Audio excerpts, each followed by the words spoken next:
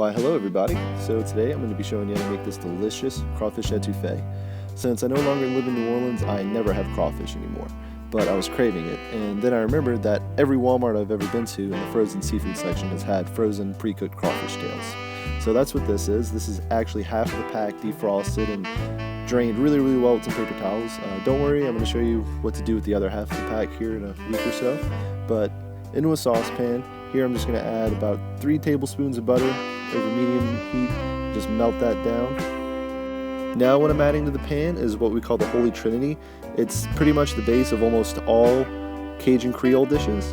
It's equal parts onions, celery, and peppers. Here I'm using a spicy red pepper and some orange bell pepper, but you can use any kind of pepper you want. Poblanos, bell, sweet, spicy, whatever you like. If you don't want it to be spicy, I recommend using bell peppers. If you want it to be spicy, whatever kind of spicy pepper you like. And we're just going to cook those until the onions start showing a little bit of browning and everything becomes soft. Now that everything's softened up, we're going to be adding about a teaspoon and a half of Cajun or Creole seasoning. All Cajun and Creole seasoning is pretty much onion powder, garlic powder, paprika, salt, pepper, and oregano. You can find a recipe for one online, but you're going to want to add that to the butter and the vegetables and just kind of cook it again over that medium heat for a little bit.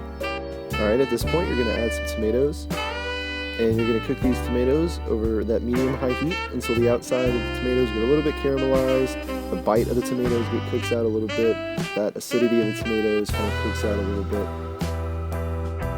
Just cook those tomatoes down until most of the extra liquid is gone, kind of bashing down the large chunks of the tomato with the end of your spoon. It's going to take about 5 or 10 minutes. Alright, now we've done this multiple times.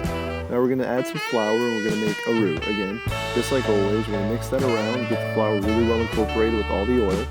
And we're going to cook this for about a minute or two just to take the raw edge off that flour. Alright, once you've cooked the raw edge off that flour, go ahead and stir in 2 cups of chicken stock. Don't worry if it looks lumpy or not, it'll be fine. Just go ahead and add your chicken stock, mix it around really well. Alright, here's what it looks like after we added our chicken stock. Mine was a little lumpy, so I went ahead and grabbed the whisk. You may have to do that, you may not, just kind of use your judgment. But now we're just going to cook this down over a medium heat until it gets to a thickness that you want. It should kind of be like a gravy.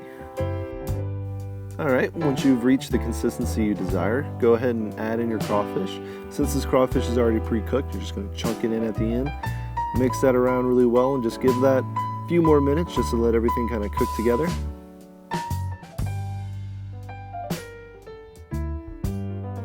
And guess what? Now you're almost done. After you've let that simmer for about 5 minutes, let all the flavors mingle, you're going to go ahead and do what you always do at the end of your recipe. You're going to go ahead and check for seasoning. I needed to add a little bit of black pepper, and I also added about another half a teaspoon or so of our Creole seasoning. And there you go, you've made authentic crawfish étouffée. All the recipe amounts will be in the bar below. And enjoy, and I do hope you try this, guys. Good luck.